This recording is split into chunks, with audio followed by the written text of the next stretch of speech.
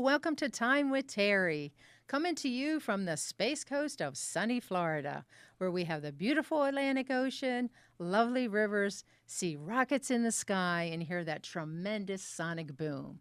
I'm Terri, a retired rehab professional who has worked with seniors my entire career. Now I'm at that stage in my life. In this outlet, Time with Terri, I would like to hear your ideas and share your concerns because to me, this is not just a podcast. It's my mission as a senior advocate to connect you with an amazing network of resources. I would also like to support local charitable organizations and small businesses because in Brevard County, we care about our seniors. Well, if you know me, you know that I love trivia. So today's trivia question is, to say a phrase, approximately how many muscles must be in use? Well, the reason that I'm asking that is because I have a lovely guest today, Shavonne Marisol, who is a speech-language pathologist. She has 13 years' experience treating adults with various language, speech, cognition, voice, and swallowing disorders. She is the owner and operator of Proclaim Communication and Rehab Services. Now, I love quotes, and I love your quote. Part of your quote in your mission statement is, the first step in creating positive changes is to believe it can happen and proclaim it. So that's how you got your name, huh? That's part of how I got my name, yeah. Yeah, great. Well, now, with your education, you started with your Master's of Science in Communication from University of South Florida Yes. in Tampa, And after that, I did my clinical fellowship at a skilled nursing facility in a little town called Lake Placid, Florida. Have you heard of Lake Placid, Florida? Yeah. From there, I moved around a bit. I am a wife of a veteran, and so at that time, my husband was active duty, so I moved to Fort Campbell, Kentucky, spent a good amount of time there doing acute care therapy, speech therapy, moved back here to Daytona Beach, back to Florida, and that's where I gained a lot of experience in inpatient rehab and outpatient rehab. And at that point, I really started wondering, what was behind the rehab curtain. We see patient care, but sometimes we don't know what's going on the back end of a company or a business. And so that became really interesting to me. And so then I decided to go back to school for my master's in business. I have an MBA with a concentration in healthcare management. Nice. Very nice.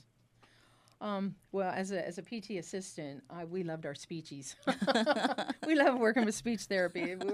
We collaborated together as a team, working in different facilities. So yeah, we worked, well together because it was like, how can we help each other out? Right. It was always a good team approach for what was best for our patients. Right, and patients get the best outcome when their team works together as a team instead of just individual disciplines and silos.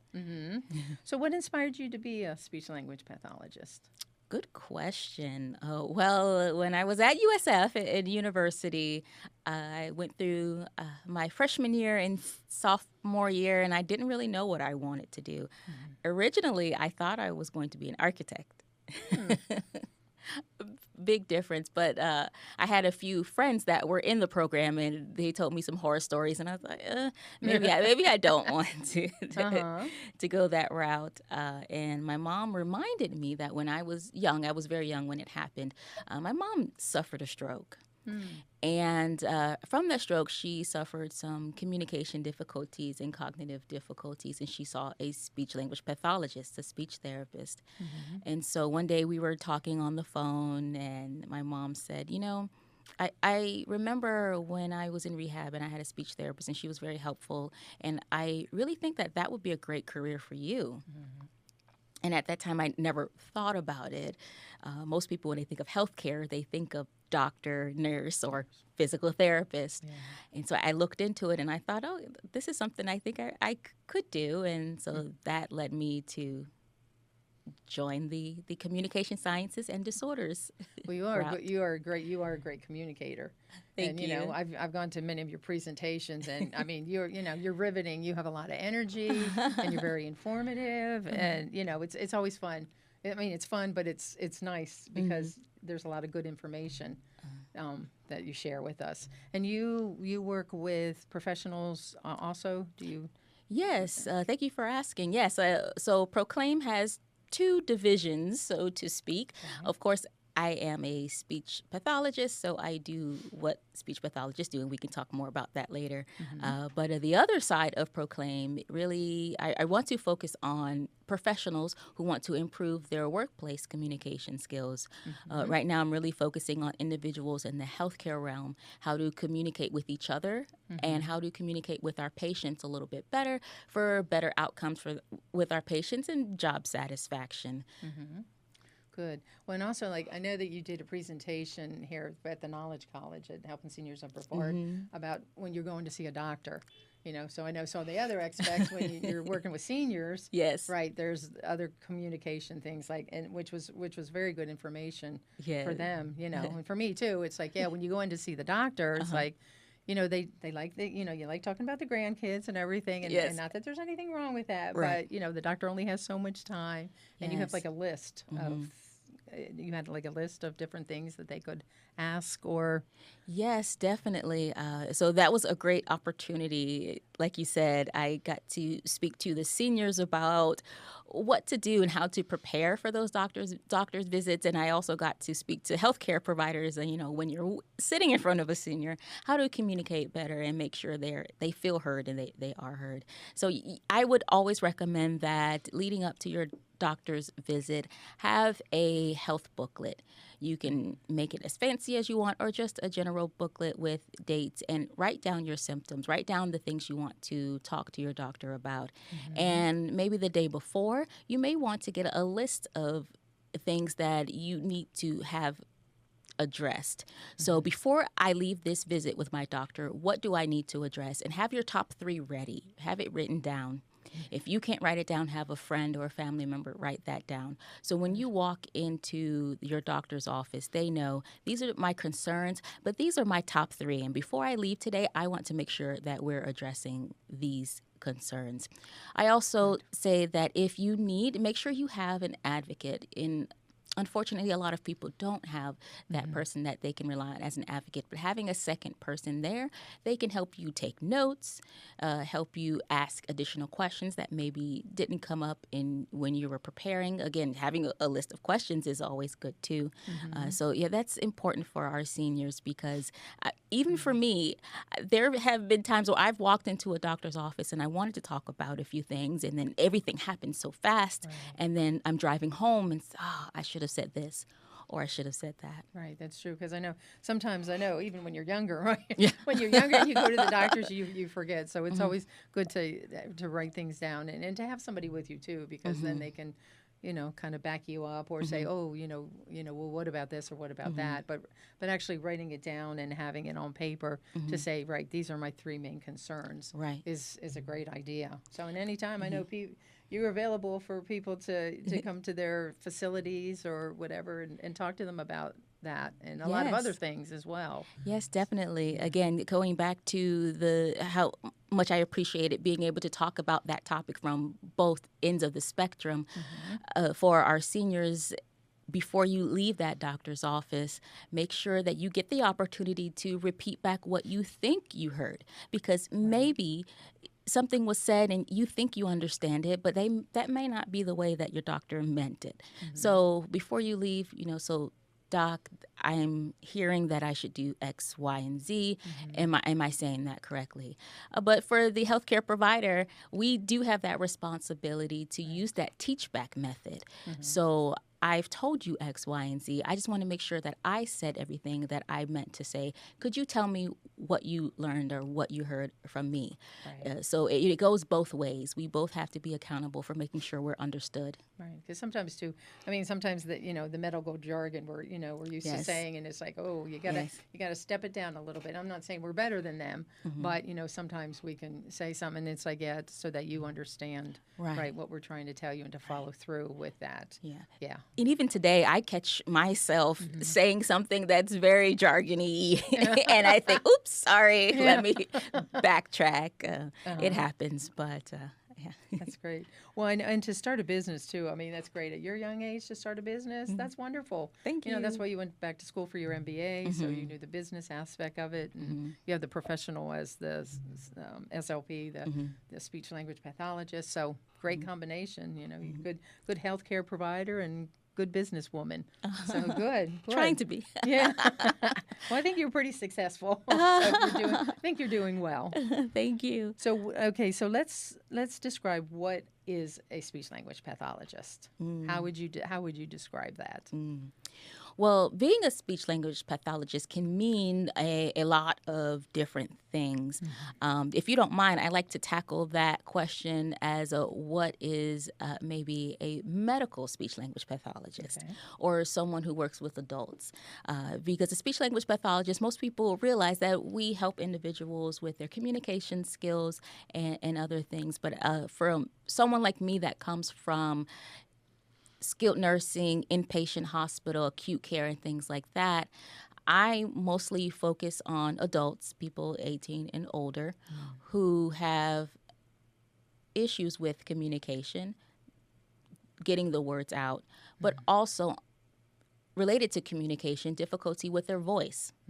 So maybe their voice is not as clear as it used to be. They have trouble projecting their voice, or they may have some type of pathology on the vocal folds that changes their vocal quality. So that's also a part of speech therapy, speech language pathology. When we think of communication, we can think of word finding and things of that nature. And this can happen from a variety of reasons. I know most people think when they think of someone who works in the medical field, like, oh, you help people who have had strokes regain their speech, and which is true, but so many other things. I've had cardiac clients, individuals who have had heart issues, heart attacks, maybe difficulties during heart surgery, and afterwards had cognitive linguistic issues. So when I say cognitive linguistic, I mean thinking skills such as sometimes that's word finding, but that can also be attention and memory, being able to focus.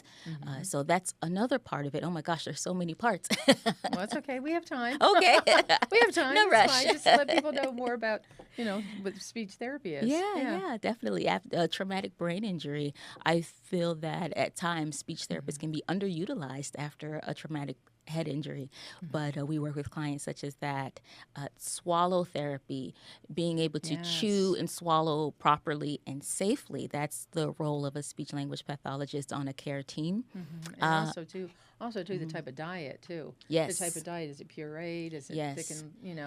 thickened liquids, or whatever to what's best for their nutrition. Right. You guys are great at that. Yes. Whether diet needs to be changed or if diet stays the same, what strategies do we need to make sure that we're not getting food or liquid down that wrong pipe, Right. so to speak? And I don't They know. can get aspiration pneumonia from that Yes. too. That's right. Yes, definitely. So that's kind of just a little bit of what we do. I mean, there's so many parts to speech therapy and what a speech therapist does. But yeah. Yeah. And the misconceptions, I know, it's just that or people will say to you, well, I can talk, Yes. in speech therapy. And it's like, well, it's more than just talking. Oh my goodness. If I had a dime for every Yeah. time I walked into a client's room and introduced myself as the speech therapist and said, well, I talk. Why are you here? Get out of here. But no, I'm here for your swallow evaluation, or I'm here for your cognitive evaluation. So there's so many different parts to it. Yeah, and I know it's a wonderful profession. So populations, you're working with adults. Yes. Okay. What are some common communication challenges? I know that's a loaded question. Common communication challenges for my clients? Yes, we'll start with that. Good question. I don't know if I can say that there is one common challenge. I think everyone is different. Right. I do see a lot of, at this point in my career, I do see a lot of individuals with dysarthria. And so I guess that's a fancy way of saying slurred speech, if I can use, again, not use my clinical term there. Mm-hmm. I think that's where I am right now. I see a lot of individuals who suffer with Parkinson's disease, and so they have trouble with their voice, projecting their voice, and pronouncing their words clearly so that their friends, family members, spouses can understand them. But that's a lot. I don't know Yeah. if I can say that I've. Yeah, there really isn't. Yeah. Yeah. It's kind of a dumb question. Sorry. No, no, It's kind no. of like There are no there's dumb common, questions. right? There's no common, right? There is no common because everybody is it's so Everyone different. is so Yeah. different. Even yes. if you have the same, even if you have Parkinson's, two people can be a little, they can be different Yes. too as far as Definitely. the communication challenges. Yes, and stroke clients, even some of the, they may have aphasia, different forms of aphasia, but everyone is a little different. Yeah, Right, because then you have the expressive that they can't talk and and receptive, which they don't understand, and or I know, both. Right. You have the global. I know, and sometimes I know it's like so hard sometimes when people have strokes and they're talking and you can't understand them, but to them, Yes. they are saying sentences. Like Right. to them, they're like, why don't you understand me? Right. I'm telling you that I need eggs at the store or something, and you're like, I'm sorry, I don't understand. And one time I worked at the Palms, and hey, shout out to my rehab gang at the Palms, everybody. But we had two aphasic patients. They were expressive aphasic, and it was so cute. The two of them would just sit and talk to each other, and the language wasn't clear, but they understood each other. And I mean, it was just so interesting to see that, because we're like, and I felt so bad because I couldn't understand either of them, but they just would sit in the hallway and just like chat away, and it was like, wow, I guess they have in their own little world. Yeah, but yeah, that was kind of fun because they were two really sweet guys. Oh, but yeah, wonderful. So yeah, I know it is interesting. How has your work changed your way of communication? Good question. I think a couple of things. I'm a better listener since I started in this world of rehab, especially speech therapy, and that's something that I like to talk about and I like to teach. Maybe one day you can have me back and we can just talk about listening. Sounds good, yeah. Have me back and we'll just have a whole day on listening. I'll just listen. Yeah. I'll sit here and listen. Just listen. But, we think that we're good listeners. We hear what someone is saying. But to be a good listener, an active listener, it involves so much more than I ever thought it did. And so over the years, you mentioned a speech pathologist for 13. Actually, it's been 15 years. Oh, So sorry. No, sorry. my fault. I should have. Time flies. Yeah. Since I updated that. But yeah, I think I have become a better listener, more empathy for individuals, and I feel more comfortable now, I think, advocating for others than I probably ever would if I didn't become a speech therapist. I know, because it's like if you really sit and listen, you have to be patient, because that person is kind of locked inside a little bit, or they're just having difficulty. But they're funny. I mean, if we wait, and and they have a lot of great information, and sometimes they like to joke around, but you just have to give them time to to get that out, to get their voice out. And it's just that's a person, that's right. just that's a human being there. And so just because they're having difficulty talking, it doesn't mean they don't have anything to say. Yes, that's I guess the number one strategy I would tell for my caregivers. Just be comfortable with air in the conversation. There are a lot of people that feel like they have to answer for their loved one or fill in the gaps. Yeah. Drives me crazy. But giving just 5-10 seconds, it sounds cringy, but just give your loved one who may be suffering from dementia or maybe had a stroke or, have cognitive difficulties and have difficulty processing information. Give them some time. Give them a minute to think before jumping in with answering for them or giving them more information. Right. Yeah. Because sometimes I know because sometimes you're in there and you're talking to the patient, and I know in the family, yeah, Yeah. they will just jump in, and I'm like, oh, just give them a Yeah. chance, Yeah. just let them answer because some people like will kind of talk over them, and it's like Yes. no, don't talk to them and Yes. just give them time to answer, and if they can't, then let the caregiver give that. But yeah, so many people, it's like hey, the person's like, hey, I'm here, I'm in Right. the room, Yeah. I can hear you, I'm just having a little trouble communicating with you. That's a great point that you bring up, because another thing that I have grown and learned and gotten better with is to make sure that the person in the room with the disability is seen. There are so many times where, and I can admit that I've probably done it as a young clinician, and many healthcare providers will do it. But I noticed over the years, a doctor will come in the room and the doctor will talk to the loved one about the person, but not address the person with the disability. Right. And that person, usually, it's still in there. Right. It's still there. Not usually, most of the time, can follow along a little bit. Maybe, they have difficulty processing, needs the conversation to be a bit slower. So I make sure that if I'm in the room with you and you have the disability and your loved one and we're talking about you, I'm giving you eye contact. My chair is facing you. I'm not facing the caregiver. I'm facing you, because it's your life, and you need to be treated. Again, I work with adults. You need to be treated like an adult with dignity, and that's something that we're not taught as healthcare providers, but we need to remember. The dignity, I know. Dignity. I'm like really big on the dignity. Because like my mom's like at her end stage of Alzheimer's, and she barely talks. She'll talk once in a while, but I always talk to her like a human being. I just say, "Hey, Mom, how you doing?" And I give her these little raspberry kisses on her face. I'm like going back to my childhood. I'm like, okay, you did this to me.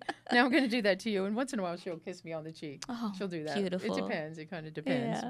But I know because I'll just talk to her and I'm just like, hey, Mom, hey, what's going on? Or I tell her what's going on. And sometimes, she'll just look at me and she doesn't really say anything. But I just want to treat her. She's in there. My mother is still in there. And it's like, and my mother, man, she was a spitfire. My mom was a busy, busy lady. And it's, so it's just, I know. You have to, dignity is my big word. Is You just have to treat them like they are. They're still there. Yes. Maybe they can't express themselves, but they're in there. And and be nice, be kind, Yes. and be loving. Be kind, yes. So, yeah. So, well, that's good. So how do you help your clients build confidence in social settings? Because, some of them are like, oh, I don't want to talk. They're afraid to talk because, I slur my speech or I'm too slow. And so how do you address that with your clients? Good question. May I take a sip of my water while I prepare Sure. that? Sure.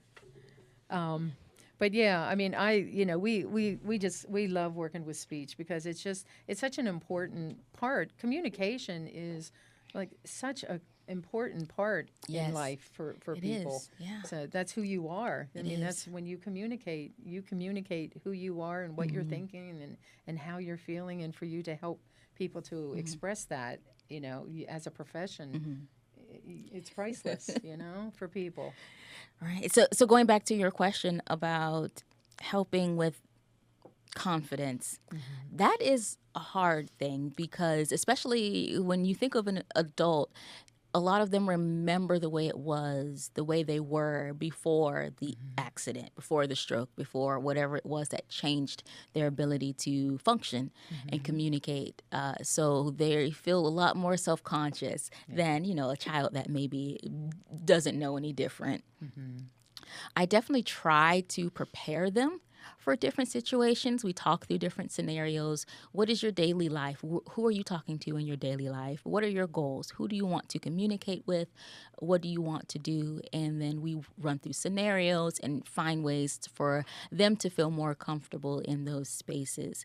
Sometimes, though, it really is about having a good network and being able to refer out. Sometimes mental health counselors need to come into play. And unfortunately for our folks with aphasia or and things like that, we know that after a stroke, we're more likely to have those feelings, especially if we have aphasia, of depression and sadness. And sometimes we want to go inside and not come out. So having a good mental health counselor sometimes is the best way for them to be able to a mental health counselor that understands their situation and has that training in whatever it is they're dealing with. Because people can become antisocial because Mm-hmm. they're afraid, I don't speak well, and Mm-hmm. and it's just, Mm-hmm. it's understandable Mm-hmm. how they do have a lack of confidence Mm-hmm. because people, I mean, not that they should, but people can be cruel, and Yes. but if you have a good network of friends Yes. and they can build up their confidence, Mm-hmm. then you just don't want them sitting at home and Mm-hmm. not going anywhere.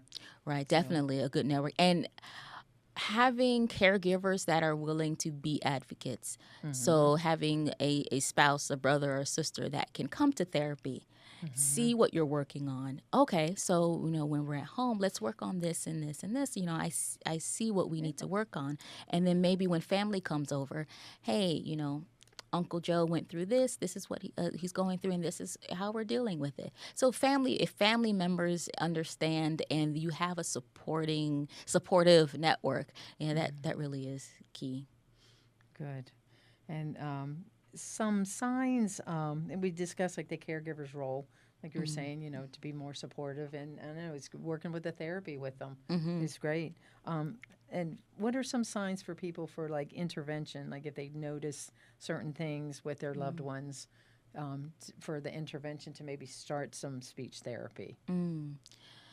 That's a good question because for some individuals, it's a traumatic event, a head injury or a stroke, and then the doctors say, hey, you need these disciplines to evaluate. But sometimes that doesn't always happen. There are people who have had strokes or head injuries, and they weren't referred out to a speech language pathologist. So I would say, off the top of my head, if you notice that your loved one is communicating less, if you notice that your loved one is forgetting words, having trouble finding their words, uh, trouble with memory, things that would have come to them a little easier, or maybe making bad decisions on doing things in an unsafe way around the house. Those might be some red flags that they might need a speech or cognitive evaluation. As far as swallowing goes, if you notice throat clearing, and it may not be a huge cough every time they eat, it might just be subtle throat clearing throughout the meal or even after the meal, shortness of breath, uh, maybe difficulty finishing their meal in a timely manner. These are some of the little things you can kind of look out for, like, I wonder if my loved one is having trouble chewing or swallowing their food. So those are just kind of some things at the top of my head to look out for. Good. Yeah, Good. changes in functioning. Maybe they were able to drive to a location all the time, but this time maybe they got a little lost, or little things like that. Okay. And if they were concerned about that and thought that they should start some speech therapy, what would they talk to their doctor I would go and to your doctor first. Yeah, okay. your if you have a neurologist, if you have a primary care doctor, whoever that you would speak to about the concerns that you're having, yes, go to them first and tell them that you're having these difficulties. And hopefully your doctor can navigate you to the right individuals. Hopefully they can navigate you if you need to see a neuropsychologist, if you need to see a GI doctor, if you need to see a speech language pathologist. Hopefully your doctor can navigate you towards those avenues. But it doesn't hurt to also say, hey, doctor, what about? Do you think we should? What do you think about? Uh, so, yeah, being an advocate for yourself, because yeah, I hate to say it, but there have been many times where an individual maybe would have benefit from speech therapy, but that wasn't the referral that was made. But through their loved one's research online, they thought, oh, wait, there's something we can do about this. Mm-hmm. Good. Um, how can the general public become better communicators, or like we did talk though, or rather listeners? I mean, Mm, like I think that's you answered that mm-hmm. previously. Is just listen, Yes. be Be patient, and patient. just listen Yes. because they have valuable things to say. Mm-hmm. Valuable or funny. Mm-hmm. Or they have great stories to tell Mm-hmm. you. And Yes. the seniors, there's just so many things that they've been through, and it's just so interesting to hear. Hear like where they came from or what they did for a living. I know I always like my patients, I would always ask them, like, what did you do for a living? Uh-huh. Because it was like, that was their identification. Because it's Yes. like your job is that's who you are. That's a big So, part of your life. right, right. And it's a pride, you take pride in your job. Mm-hmm. So I always like to know what they did. And, I've had a few people that were like, what are you doing, writing a book? I'm like, no, I just wanted to get to know you a little better. Yeah. They're few and far between because a lot Yeah. of people love to tell you. Yeah, they what people they like did. to talk about themselves. Yeah, Yeah. yeah. And they love to tell you how the accomplishments that they made in their life and the good things that they did, and it's they're proud of themselves, so that's Yeah. good. Yeah, another part of being a good listener is to be observant. Sometimes it's not all about the words that are said, but the body language or the way the words are being said. So, yeah. Good. Do you have any like recommendations, like apps or games or any tech tools for people to use to improve their speech or their cognition?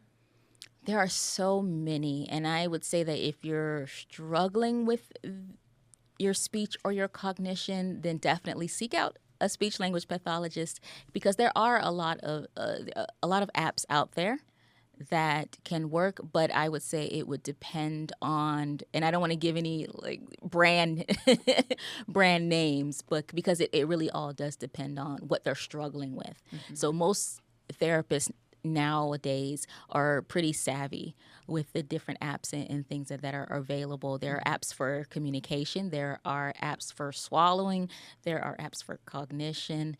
There are a lot of them. So I would say ask your speech therapist, and they should be able to navigate you to the one that's right for you.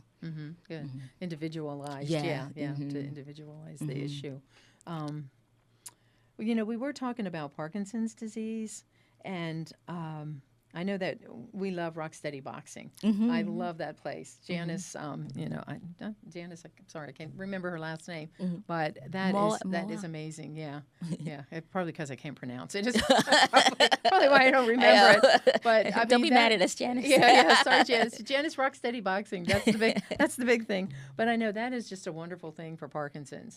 That I've been there several times, and she was a PT assistant, Janice, and so as a therapist going in, as we know as therapists going in, and they see what they're doing in there, it's just amazing. And those people are great. I love them. They're so much fun. And some of them at first when they went there, they were like, they thought when they heard Parkinson's, they thought it was a death wish. And they're like, they came and they were with other people and they had encouragement, and it just really helped them with so many aspects of their life too. And do you speak there? You speak? Yes. So every Wednesday at 12 at noon, I have a speak out group at Rocksteady Boxing is it at Advanced Fitness? Right. Rocksteady Boxing. Oh gosh, she's gonna kill me for getting the name wrong. It's okay. Rocksteady Boxing. They could, yeah. If they have that, I think they'll, yeah. I think she'd be okay that we gave her a shout out there. Either way, yes, every Wednesday at noon, Nice. I have a speak out class. And so what that is for individuals with Parkinson's or related movement disorders.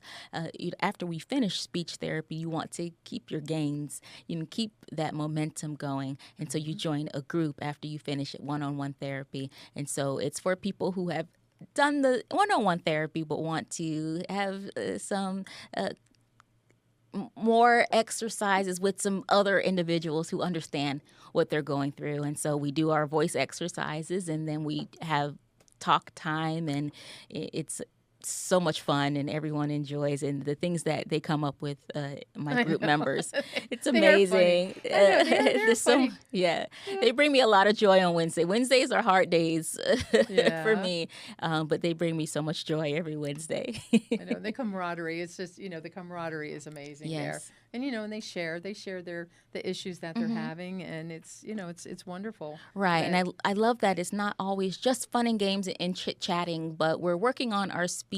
But they're also hey, have you experienced this? Yeah, I've experienced that. This is what I do, and and maybe they'll ask me a question. What do you think about this? So they're learning from each other. It's great. That's great. What is something hopeful you would want every newly diagnosed person with Parkinson's to hear about speech therapy? I would say don't wait until it's too late for my Parkinson's folks. Early in my career, when I started working with individuals with Parkinson's, I think speech therapy was always an afterthought. Very rarely were orders for speech therapy given early on in the disease process. And so we know that with our folks with Parkinson's, they may have difficulties with their speech and their voice, but they may not recognize it. Their ability to get that feedback and recognize that their voice has changed is diminished due to the Parkinson's. And so everyone around them just needs hearing aids, or everyone around them is just not paying attention to them until one day they realize, uh-oh, I am having trouble. And by the time the person with Parkinson's realize they have trouble and come in for speech therapy, they've already lost so much of their function. So I would want everyone with Parkinson's to know that it's not too early. If you have concerns, come in, get an evaluation, at least get the information early so that you're not struggling to figure out what to do later on as the disease progresses. Good. Well, good. Now, is there anything that I have not covered that you would like to mention? You covered a lot. You covered a lot. But I always like to say that because, like, if I miss something that you want to share, and I'm like, if not, it's fine. I'll go to my trivia question. Oh, okay. But if there's something that you can think of that you'd like to mention. Yes, actually. And I wrote an article about this for helping seniors. Some seniors may have changes in their voice. Fun fact, presbyphonia, that's aging voice. And so as we age, our voices are going to change. We know that when we're teenagers, our voice changes a little bit. In our 20s and our 30s, it changes. Hormones, changes in our muscles, changes in our brain function can all have an effect on the sound of our voice. And so for some seniors, though, that aging voice becomes a problem and they're having difficulty communicating on the phone. Maybe by the end of the day, their voice is shot and they have trouble communicating, or they have difficulty projecting in a noisy room and their family is having trouble. So it doesn't necessarily mean they have Parkinson's or aphasia or anything like that, but they just notice, I'm having trouble communicating the older I get. And so that's also something that a speech language pathologist can help with, and that's something that I also offer services for that aging voice that becomes a problem and affects our daily lives. Good. Very good. Anything else? That's pretty good. That was a good addition. Okay, great. Yeah. Good. Excuse my voice. I know my voice probably sounds a little different, but it's been a long day. No, that's okay. That's okay. It was very, very wonderful information. Okay, now to say a phrase, this is the trivia question of the day. To say a phrase, approximately how many muscles must be in use? There was like 50 or 100. So do you know? I'll say 100. Okay, yes. About 100 muscles of the chest, neck, jaw, tongue, and lips must work together. Because this requires many brain cells working together. And you were saying, too, it depends if you're shouting. You were saying if you're shouting or, if you're quiet. So when you're shouting, it requires more muscles or just working harder? You're working harder, and you might add some muscles. You might add some gestures to that. Get your cardiac. Right. Works on your cardiac system, too. So, right. Yeah. That's Depends great. on what you're saying. Well, interesting. Well, my quote of the day is, I sort of mentioned it before, but never assume a person who has difficulty communicating has nothing to say. And it's from Stacy Seckinger. I tried to look her up. I couldn't find who she was, but I thought, wow, that's a great quote. Yeah, and there are so many ways that we can communicate. Again, that's not always verbal. And, you talked before about apps. And so there are apps and devices for people who can't verbally communicate so that they can get their wants and needs out electronically, right? Rather than, or, even writing, drawing pictures, some individuals can still draw even if they can't communicate verbally. Again, body language. So when we talk about communication, it's not just the verbal words. There's so much more to communication. And they have the communication boards too. Yes, You guys have boards. those, like, Yeah. toilet water, Yes. whatever, if they're hungry. So they can just point at it too. So, right, there's so many ways, right, you can communicate. And that's what the benefits of having a speech therapist is. So, okay, so if anyone would like to have your services, whether it's a professional who's trying to work on their communication skills or whether it's adults, how would they get in touch with you? Okay, well, you can go to my website. That's one way, www.proclaim-services.com. Not slash, but a dash, that little thing in the middle, not the underscore. Yeah. You can email me. My email address is Shavonne, SLP, so SHAVONNE SLP, as in speech language pathologist, at proclaim-services.com. Good. So, yeah. I like the Proclaim. So you got the Proclaim. That's a great name. I mean, because in your mission statement, it's like believe it and proclaim it. Yes. You got to proclaim. You have to say it out loud if you can, or at least just proclaim it out into the universe that good things will happen. Yeah. Wonderful.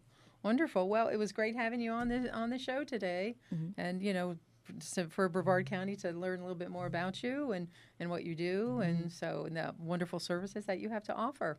Thank you very much. Thank you. Thank you. I have enjoyed our time together with Shavonne with Proclaim Services. I look forward to our next episode of Time with Terri. Just a reminder, reach out to someone today and be a blessing, and you'll be blessed too.